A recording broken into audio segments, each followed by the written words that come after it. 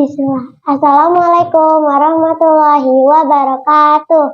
Hai, ketemu lagi dengan aku Anika Raisa Diagaza di Buka Pintu Podcast. Alhamdulillah, semoga teman-teman semua sehat selalu ya, dan senantiasa diberi nikmat untuk mensyukuri semua nikmat yang sudah Allah berikan. Nikmat yang begitu banyak dan berlimpah. Masya Allah, kali ini aku kedatangan tamu istimewa loh. Beliau adalah tokoh muda yang sudah sering warawiri di televisi. Beliau selalu lantang bicara tentang kebaikan. Semoga Allah selalu menjaganya dan menjadikannya segala kebaikannya sebagai bekal terbaik untuk akhiratnya kelak. Amin. Langsung aja, yuk kita kenalan. Assalamualaikum Om. Waalaikumsalam warahmatullahi wabarakatuh. Perkenalkan, aku Anika. Iya, Anika. Terima Salam kasih. kenal dari Empoli. Iya, salam kenal. Salam kenal audiens channel Buka Pintu Podcast, betul ya? Iya. Terima kasih banyak ya Om, di sela-sela kesibukannya mau menyempatkan diri untuk hadir di Buka Pintu Podcast. Iya dong, bisa tempatnya. Teman-teman, beliau adalah Om Khalid, nama lengkapnya Haji Muhammad Khalid SEMSI. Benar kan ya Om? Tahu. Iya. Googling ya? Iya. Om sarjana ekonomi ya? Betul sekali. Kalau MSI itu kepanjangannya apa Om? MSI, Master of Science. Master of Science. Masya Ya, Allah. itu S2. Kalau SE, sarjana ekonomi S1. Om dulu sarjana satunya di mana Om? Waktu itu kuliah di Fakultas Ekonomi dan Bisnis UI di Depok. Kalau pas S2-nya di mana? S2-nya di program Pasca Sarjana Hubungan Internasional di FISIP UI. Masya Allah. Pernah ke UI belum?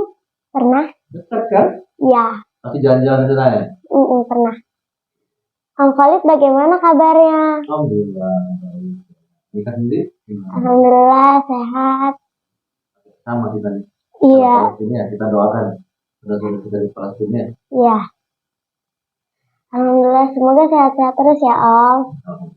Amin. Ya juga. Iya. Om, aku mau nanya-nanya tentang public speaking boleh? Keren sekali nih pertanyaannya public speaking. Boleh. Gimana? Menurut Om, gimana sih caranya biar kita berani bicara di depan umum? Apalagi kalau dilihat banyak orang, pasti kan suka deg-degan, grogi gitu. Gitu ya. Kita deg-degan nggak kalau ngomong di depan? Iya. Iya. Sekarang bisa nih ngomongnya. Public speaking ya. Jadi public speaking yang pertama adalah kita harus percaya diri. Itu yang penting.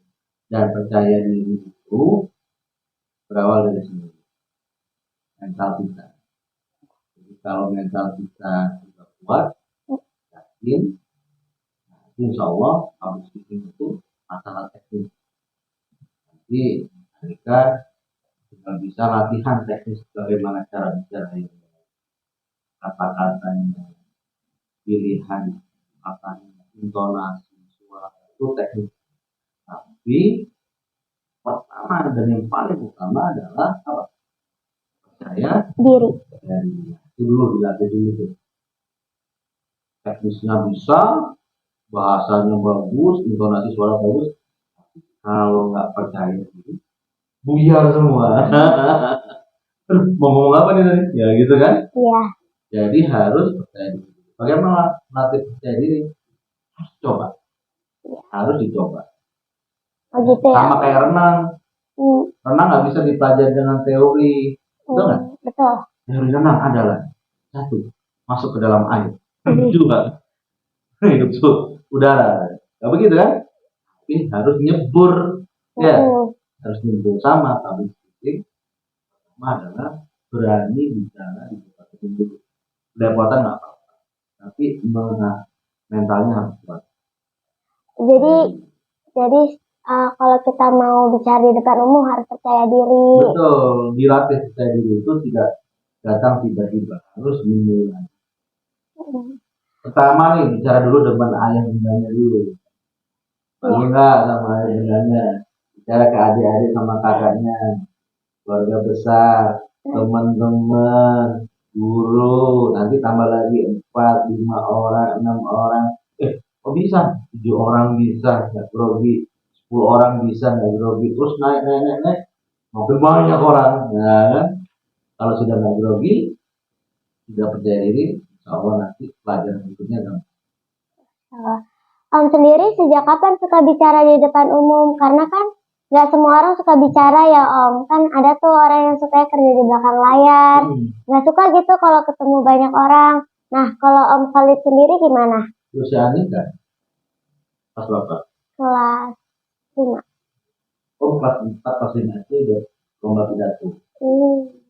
Lomba pidato bahasa Indonesia, bahasa Inggris. Ya, dari itu Om belajar berlatih bicara di depan umum. Oh, kalau dulu belajar waktu seusia Anika, pidato ini udah keringet. Wow. Tapi lama-lama Terbiasa. jadi memang harus diperbanyak ya. Makanya kita bicara di depan.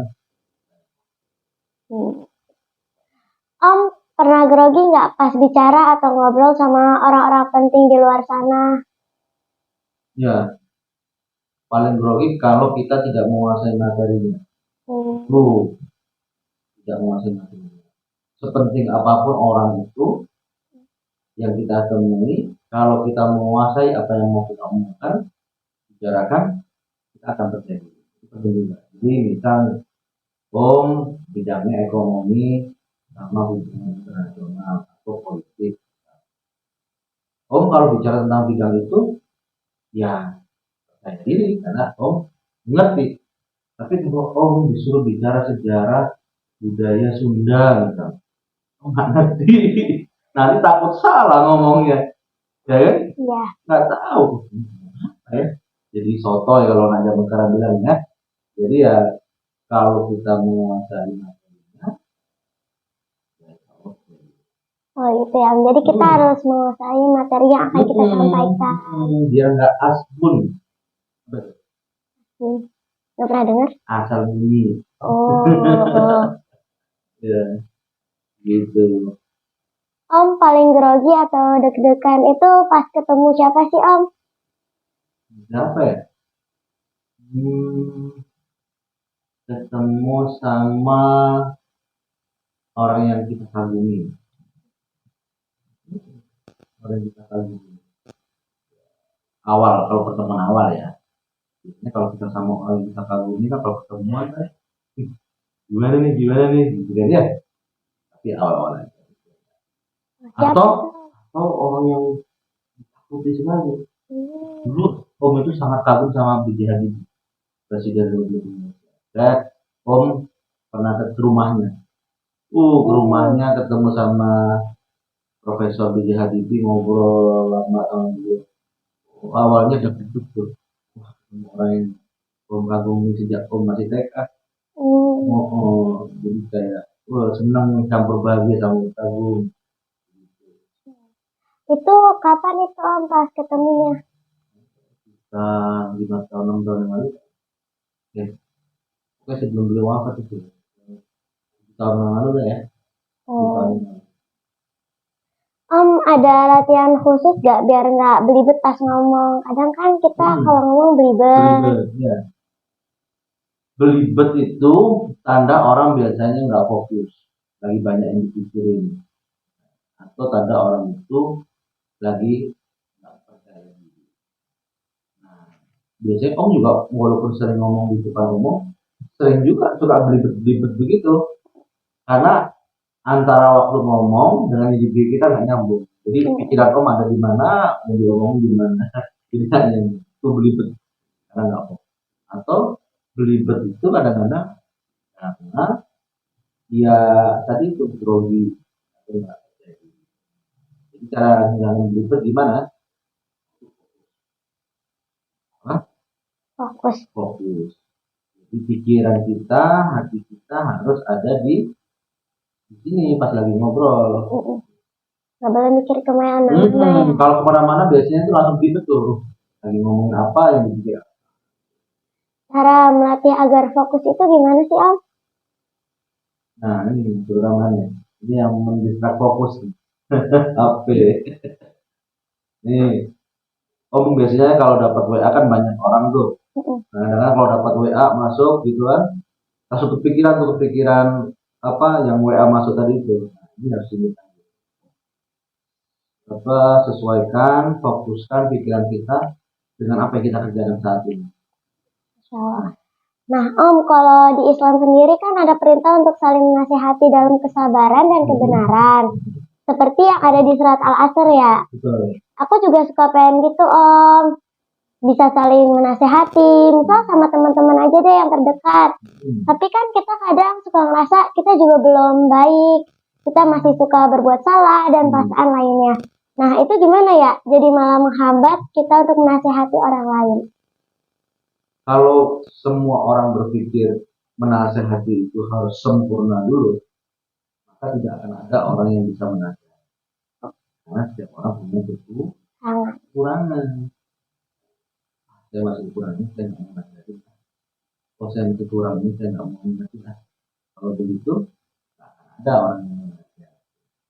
Yang sempurna cuma Rasulullah. Kita nggak cuma seperti Rasulullah, kita banyak kekurangan. Iya. Iya kan? Jadi, caranya, menyampaikannya. Lu harus begini, lu harus begitu. Nah, begitu. Itu kuat banget. Ya, kita sama-sama pakai kata kita. Ya, nasihat itu juga untuk kita, bukan hanya untuk kita. Gitu ya. Terus Om, motivasi Om sendiri nih dalam setiap aktivitas yang Om lakukan itu apa ya? Sekarang kan Om aktivitasnya mungkin sebagai orang di depan yang harus banyak bicara. Nah, motivasi Om itu apa? Motivasinya, ya satu kita jadikan ini ladang pahala kita.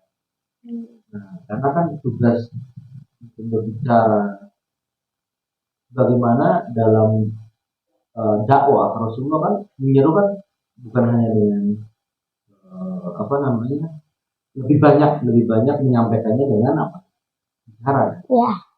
Sama ketika kita bicara kita itu bisa menggerakkan orang berbaik.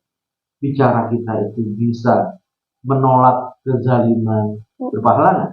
Pahala. Nah, berbicara kita ya, dengan lantang itu bisa menolong saudara-saudara kita di Palestina.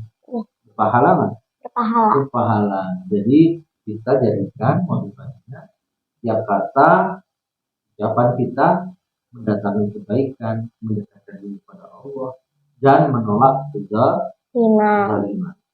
Oh. Terus Om, tips dari Om nih, gimana caranya agar anak-anak bisa percaya diri dalam mengungkapkan pendapat, ide, atau mungkin keluh kesah yang mereka rasakan. Karena kan biar kalau kita ada keluh kesah bisa diungkapin, nggak dipendam gitu Om. Just do it, lakukan saja, jangan ditahan-tahan. Ya. Dan itu akan bisa membentuk kebiasaan. Tindakan-tindakan kecil kita akan membentuk kebiasaan. Kebiasaan kita akan membentuk karakter kita. Karakter kita akan membentuk kita akan menjadi seperti apa. Jadi biar nggak stres juga gitu ya Om. Kan kalau dipendam pasti bisa sakit. Betul. Gitu. Terakhir nih Om, ada sedikit games, tolong dijawab dengan cepat ya Om. Apa tuh? Mendengar atau didengar? Mendengar. Kenapa Om lebih pilih mendengar Om? Dengan banyak mendengar kita akan bisa berbicara dengan baik. Oh, Masya Allah. Pilih banyak ngomong atau banyak kerja? Ngomong. Kenapa Om? Ya, karena saya lebih banyak berbicara bekerja. Oh ya. Jadi emang kerjanya ngomong. Pilih bicara jujur tapi menyakitkan atau berbohong tapi menyenangkan bagi orang yang mendengarnya? Jujur. Jujur tapi menyakitkan? Nggak apa-apa. Asal kita jujur jadi nggak dosa gitu ya? Iya, tapi gak ada ngomong lah. Jujur nggak terlalu menyakitkan. Dicuekin atau nyuekin? Dicuekin. Kenapa tuh Om? Lebih baik kita tidak menzalimi orang. Kalau orang menzalimi pada kita, kita itu urusan kita. Ya, berarti dia yang dapat dosa, kita yang nggak dapat. Banyak teman atau banyak uang? Banyak teman. Alasannya kenapa? Kalau banyak teman itu uang akan datang. Kalau banyak uang belum tentu teman akan datang. Boleh kasih kesimpulan dong dari obrolan kita yang tadi panjang kali. Pertama, kalau dalam public speaking, kita harus memiliki mental percaya diri. Mental percaya diri tidak datang tiba-tiba, tapi harus dilatih. Semakin banyak bertemu orang, semakin banyak berbicara di depan orang, lambat laun ya akan semakin percaya diri, akan semakin percaya diri. Dan ketika percaya diri itu kuat, maka lainnya akan mengikut. Bagaimana kita memilih kata, memilih informasinya, hal. Yang kedua, ya harus memiliki target-target capaian-capaian dalam hidup. Ya, jadi rencana ini mau seperti apa? Kita kalau memang memiliki kita harus direncanakan. Lebih baik merencanakan walaupun gagal daripada gagal merencanakan. Harus diplanning. Memang perencanaan yang terbaik itu dari Allah SWT. Tapi kita harus punya perencanaan. Kita ingin mau mencapai apa? Kita mau memproduksi itu yang akan menjadi kompas, menjadi jalan kita dan kita mencapai ini. Masya Allah, Alhamdulillah. Wah, seru banget ya teman-teman obrolan kita dengan Om Khalid. Sekali lagi terima kasih banyak ya Om sudah berbagi tentang pengalaman Om Khalid dalam berbicara di hadapan banyak orang. Benar-benar ilmu yang sangat bermanfaat buat aku. Terima kasih Om. Terima kasih banyak teman-teman sudah menonton video ini sampai habis. Yang belum subscribe, tolong subscribe ya. Insya Allah, Buka Pintu Podcast akan terus menghadirkan orang-orang baik, orang-orang hebat, orang-orang yang selalu menebar manfaat, orang-orang yang menjadi inspirasi, dan orang-orang yang selalu berusaha menjadikan hidupnya sementara di dunia ini menjadi lebih bermakna. Sampai jumpa di lain kesempatan dengan tamu-tamu istimewa lainnya. See you. Wassalamualaikum warahmatullahi wabarakatuh.